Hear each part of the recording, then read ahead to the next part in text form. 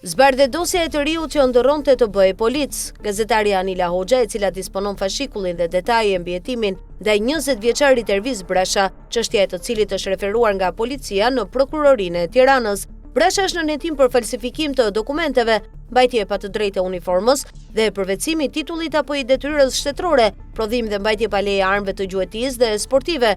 Ai u ndalua nga shërbimet e patrullës së përgjithshme të Komisariatit të Policisë nr. 5 në Kamës, në drejtim të mjetit me targ AB 252 VO, i veshur me uniform të policisë së shtetit, me grada dhe stema. Pas verifikimet në sallën operative, rezultoi se ky shtetas nuk kishte punonjës i policisë së shtetit. Gjatë kontrollit fizik në mjet janë konstatuar 4 spaleta si ato të policisë së shtetit të gradave, 2 stema gjok si nën komisar dhe komisar, 2 stema me simbole si ato të policisë së shtetit. Në dosje përmendet se gjithashtu këtij shtetasi u konstatua në xhep 3 dokumente identifikimi me mbishkrimin Drejtoria Vendore e Policisë së Shtetit dhe një dokument Bashkia e Tiranës, Policia Bashkiake, të dyshuara të falsifikuara me emrin, mbiemrin dhe fotografi të tij.